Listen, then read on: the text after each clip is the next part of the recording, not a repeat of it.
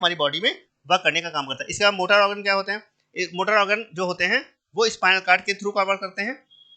ये हमारी बॉडी में मोटर ऑर्गन जो होते हैं वो हमारी बॉडी में स्पाइनल कॉर्ड के रूप में वर्क करते हैं और हमारी बॉडी को मूव कराने का, अच्छे तरीके से इंपल्स कराने का काम करते हैं। और कौन कौन से होते हैं? एक सेंसरी ऑर्गन हमने बताया, दूसरा हमने क्या बताया? मोटर ऑर्गन होते हैं, तीसरा हमने क्या बताया?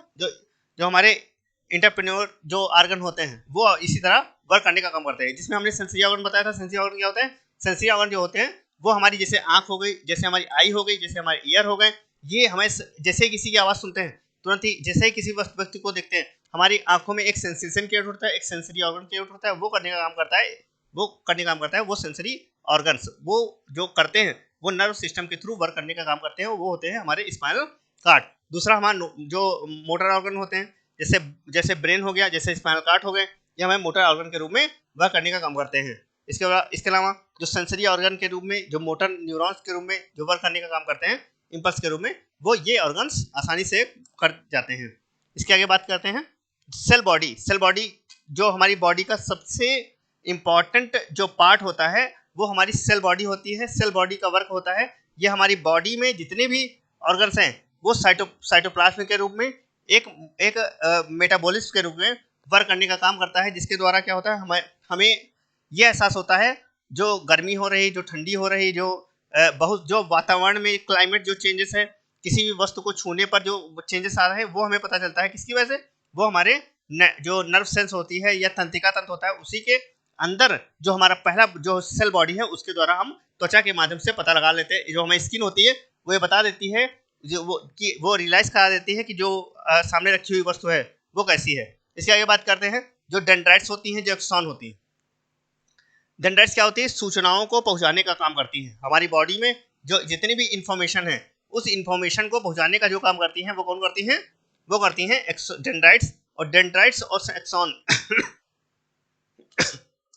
सूचनाओं को पहुंचाने का जो काम करती हैं वो डेंड्राइट्स करती हैं। और डेंड्राइट्स जो इन्वायरमेंट होती है उस इन्वायरमेंट में पहुंचकर हमारी जो बॉडी होती है उस बॉडी को एक नया जो है सेंसेशन क्रिएट करता है, एक सेंसरी ऑर्गन के रूप में वर्क करता है, जिससे हमें यह पता चलता है कि किस मौसम में हमें गर्मी का एहसास हो रहा है तो वो गर्मी का मौसम है, ठंडी का एहसास हो रहा है तो ठंडी का मौसम है। ये डेंड्राइट्स करती हैं। एक्सॉन क्या करता है? एक्सॉन जो ये पता करता है कि हमारी सेल बॉडी है ये कैसे इम्पल्स करती है, एक फाइबर के रूप में, एक लंबे समय के रूप में कैसे कार्य करने का काम करती है। इसके आगे अगर हम बात करें कि समझ में क्या होता है तंत्रिका तंत्र, ये आपके सामने नर्व सिस्टम बना हुआ है और ये नर्व सिस्टम का जो वर्क है ये करता क्या है? नर्व सिस्टम होता है ये, इसमें संवेदी कोशिकाएं होती हैं, डेंड्राइट्स होती हैं और एक्सॉन होती हैं।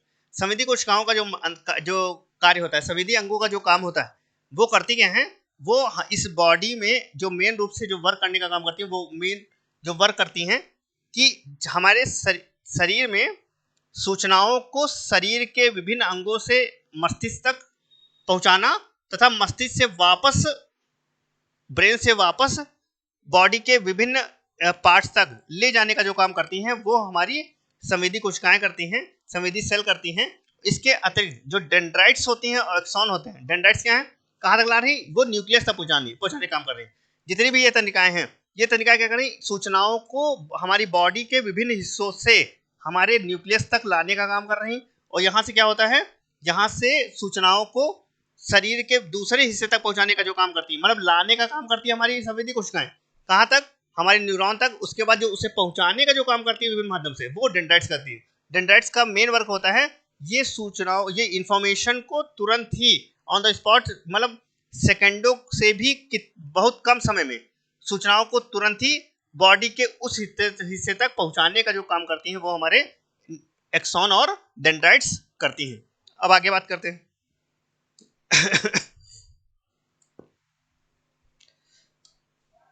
इसके आगे बात करते हैं कि ह्यूमन बॉडी में इनका क्या है। दो प्रकार के होते हैं, एक सेंट्रल नर्वस सिस्टम और दूसरा peripheral nervous system. Central nervous system क्या होता है और पेरिफेरल नर्वस सिस्टम क्या होता है?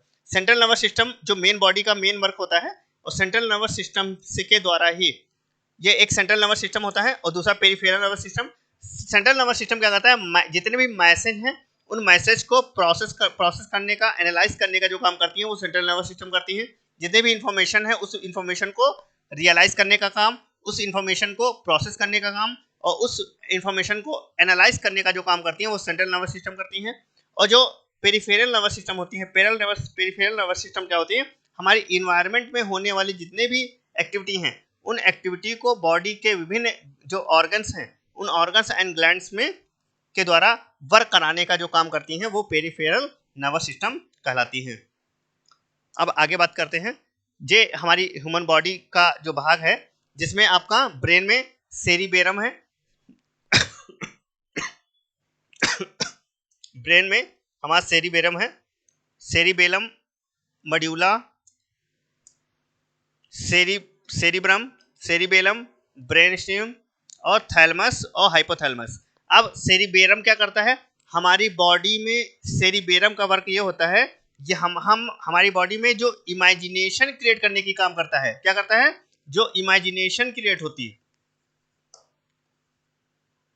जो इमेजिनेशन क्रिएट करने का काम करता है या सोचने समझने की जो क्षमता उत्पन्न करता है वो कौन करता है, वो करता है सेरिबेरम, सेरिब्रम। जैसे हमने कभी शेर को नहीं देखा, लेकिन जैसे ही हम नाम लेंगे शेर, आपके सामने एक इमेज बन जाएगी कि हाँ ये शेर है। आपने कभी टाइगर नहीं देखा, लेकिन जैसे ही हम टाइगर बोलेंगे आपके सामने एक इमेज बन जाएगी। आपने कभी ताजमहल नहीं देखा, लेकिन आप जैसे ही ताजमहल के सामने ताजमहल वर्ड लेंगे आपके सामने एक इमेज क्रिएट हो जाती है ताजमहल की। क्यों, क्योंकि ये क्या करते हैं, ये हमारे सेरिब्रम का जो काम होता है ये हमारी बॉडी में एक इमेजिनेशन क्रिएट करने का काम करता है।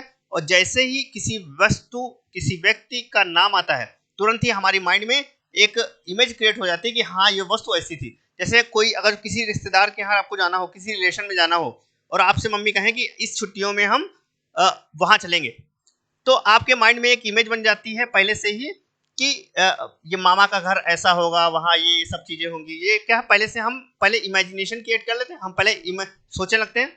और जो इमेजिनेशन क्रिएट करने की जो क्षमता क्रिएट होती है वो हमारी बॉडी में सेरिब्रम करता है। सेरिबेलम क्या करता है, सेरिबेलम हमारी बॉडी में क्या करता है, वो बैलेंस क्रिएट करने का काम करता है। सेरिबेलम क्या करता है, ये हमारी बॉडी में बैलेंस हमारी बॉडी को बैलेंस बनाने का जो काम करता है वो करता है सेरिबेलम। जैसे हमारी बॉडी, हम साइकिल चला लेते हैं, लेकिन जब साइकिल चलाना आपने सीखा होगा तो क्या एक ही बार में आप साइकिल चलाना सीख गए थे? बहुत बार गिरे होंगे, उसके बाद आप साइकिल चलाना सीखे होंगे। जब हम साइकिल चलाना सीख रहे थे या हम जब चलना सीख रहे थे तो पहले क्या हुआ, पहले हमने रेंग के सीख रहे थे, पहले हम, फिर उसके बाद धीरे खड़े हुए गिर गए। एक समय ऐसा आएगा कि हम सीधे चल नहीं पा रहे थे। इसका मतलब यह है कि जो हमारी सेरिब्रम की जो सेरिब्रम सेल हैं जो हमारे ब्रेन में, वो क्या करती हैं, वो हमारे शरीर में एक बैलेंस क्रिएट करती हैं जिसके द्वारा हम आसानी से अच्छे तरीके से सीधे रेखा में चल पाते हैं। और अगर सेरिब्रम की कोशिकाएं वर्क करना बंद कर दें तो हम सही तरीके से बैलेंस तरीके से नहीं कर पाएंगे, हम सही तरीके से चल नहीं पाएंगे। जैसे क्या होता है, जब आप बीमार होते हैं तो उस कंडीशन पे आपकी बॉडी अच्छे तरीके से वर्क नहीं करती है। इसका मतलब यह है कि आपका सेरिबेलम उस समय अच्छे तरीके से वर्क नहीं कर रहा होता है, इसीलिए आपको चक्कर आ जाता है, आप गिर जाते हैं, आप बेहोश हो जाते हैं। तो वो करता है हमारी बॉडी में, वो सेरिबेलम करता है। इसके अतिरिक्त बहुत सारे जो थैलमस है, हाइपोथैलमस है। हाइपोथैलमस और थैलमस क्या करता है, अब जब हमें बहुत ज्यादा गुस्सा आता है या हमें किसी के प्रति बहुत ज्यादा प्रेम की भावना उत्पन्न हो जाए, बहुत ज्यादा गुस्सा उत्पन्न हो जाए, तो ये जो होता है वो थैलमस और हाइपोथैलमस के अधिक भर जाने की वजह से हमारे शरीर में जो हमारे हाइपोथैलमस है ये हमारे यहाँ पे वर्क करता है।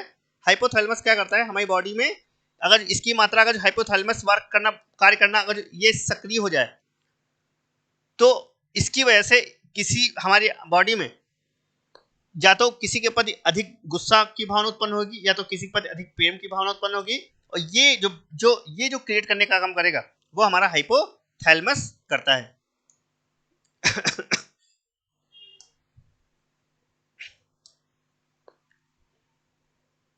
समझ में आया सबको?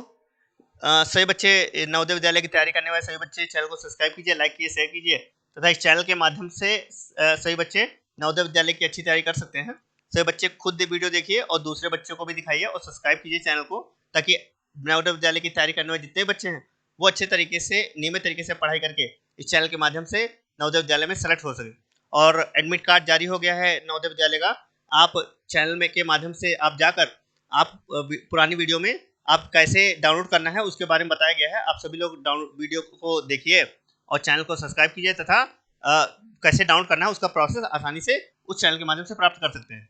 इसके बाद आपको दिया हुआ है फोर्टल, जो मेन जो ब्रेन के जो पार्ट्स हैं वो कैसे वर्क करते हैं उसके बारे में हमने बता दिया। कौन कौन से सिस्टम थे, एक पेरिफेरल नर्वस सिस्टम था, एक सेंट्रल नर्वस सिस्टम, जो दोनों का कवर कैसे कर रहे थे।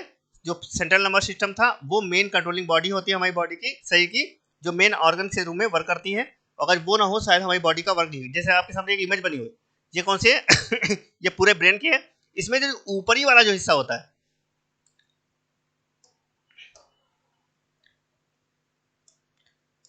आपके सामने एक इमेज बनी हुई है जिसमें आपको जो ऊपरी वाला जो हिस्सा है ये वाला, इस वाले हिस्से को कहते हैं सेरिब्रम, जो बीच वाला हिस्सा है इसे कहते हैं सेरिबेलम, तथा ये वाला जो हिस्सा है ये कहते हैं मड्यूला।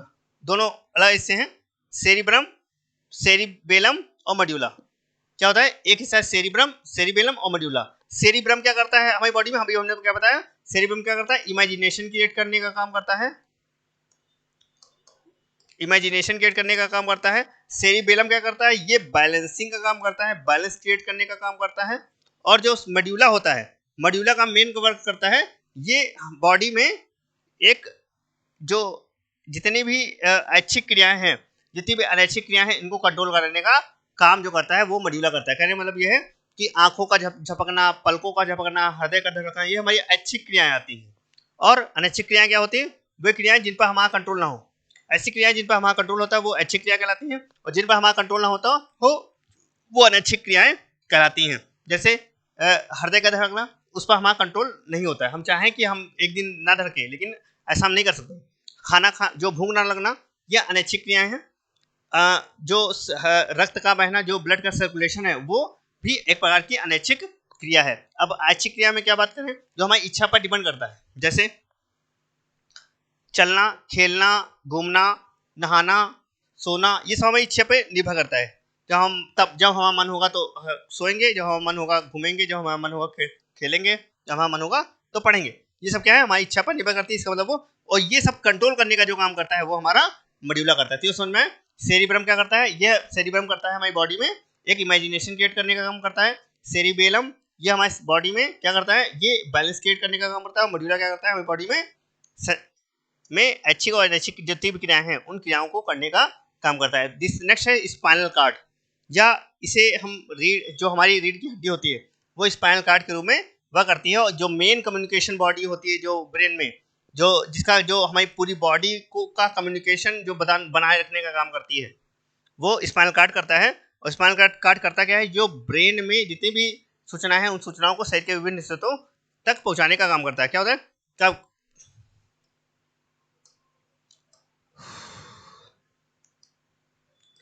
स्पाइनल कार्ड करता क्या है, main communication link between the brain and the rest of the body. जो main communication link of the rest of the body, जो हमारी स्पाइनल कार्ड क्या करती है, ये हमारी मेन लिंक के रूप में वर्क करने का काम करती है। इसके बाद क्या है, जो स्पाइनल कार्ड है ये हमारी बॉडी में एक प्रोसेस के रूप में वर्क करती है और विभिन्न प्रकार के सेंसेशन क्रिएट करने का जो काम करती है वो यही करती है। और एक मोटर सेल के रूप में भी ये वर्क करने का काम करती है। अभी समझ में आया कि हमने क्या बताया कि जो मोटर सेल है उस मोटर सेल को के रूप में काम करती है, कम्युनिकेशन के रूप में काम करती है, और रिफ्लेक्टिव जो ऑटोमेटिक रिस्पांस जो सिस्टम है उसके द्वारा भी काम करने का काम करती है। अभी हमने बताया सेंसरी जो मोटर्स क्या होती हैं, इसे हम किन दो भागों में डिवाइड कर सकते हैं।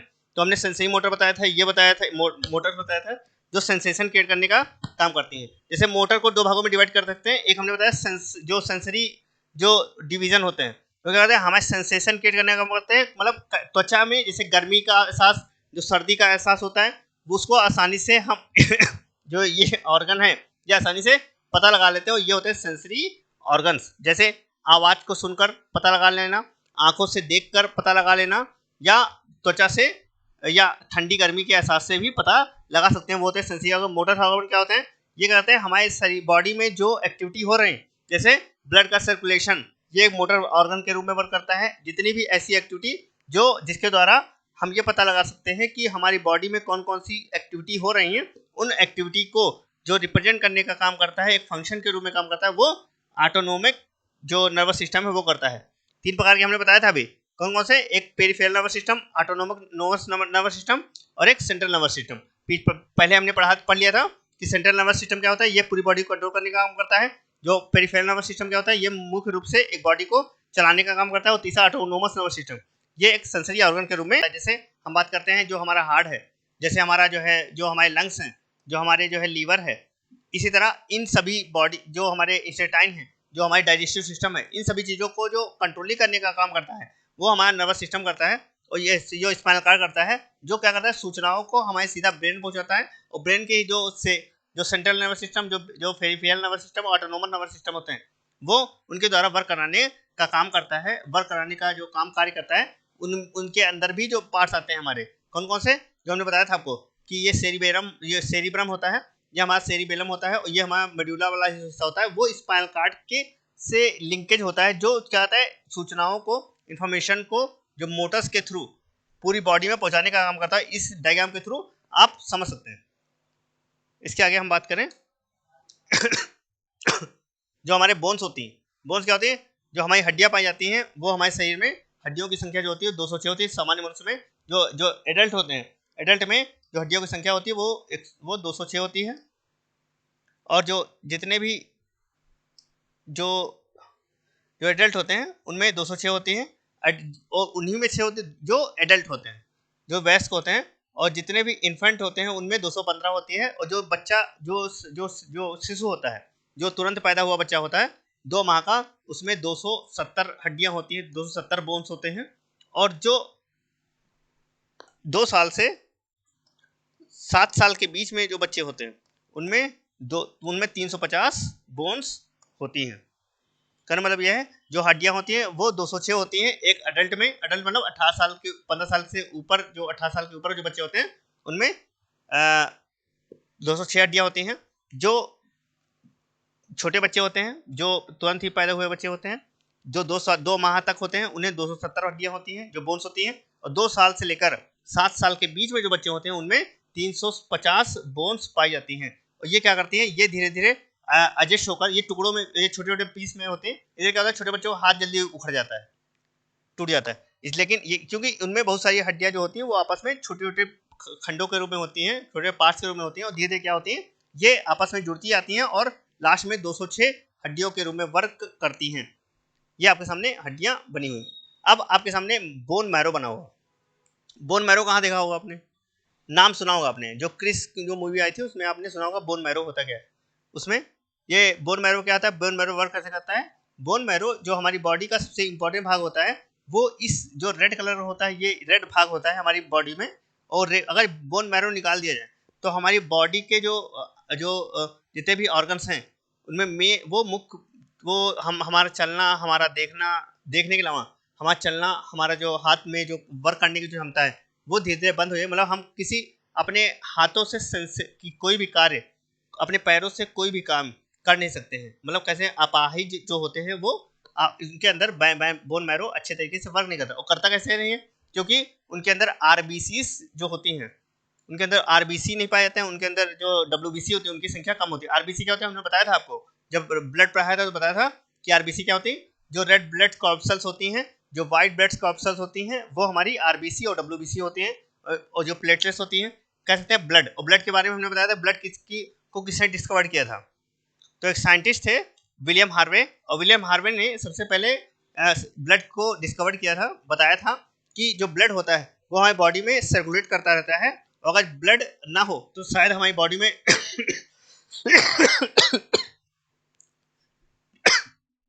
ब्लड ना हो तो शायद हमारी बॉडी में जो ऑक्सीजन का सर्कुलेशन है, जो हमारी बॉडी में जो ब्लड का सर्कुलेशन है वो अच्छे तरीके से नहीं हो पाएगा। और अगर हमारी बॉडी में ऑक्सीजन नहीं होगी तो हम जीवित नहीं रहेंगे।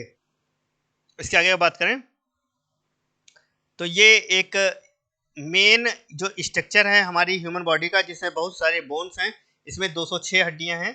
और ये एक वयस्क ह्यूमन बॉडी का, जो हमारी ह्यूमन बॉडी का स्ट्रक्चर है, जिसमें आपको एक कंकाल के रूप में बहुत सारे स्ट्रक्चर आपको सामने दिए गए हैं, दिखाई दे रहे हैं, जिसमें आपको इसमें एक पार्ट्स के रूप में, छोटे छोटे टुकड़े पीसों के रूप में आपको इस जो हमारी बोन्स हैं वो छोटे छोटे खंडों के रूप में आपको दिखाई दे रहे हैं। और इनका जो कुल नंबर है, टोटल नंबर है, अगर हम बात करें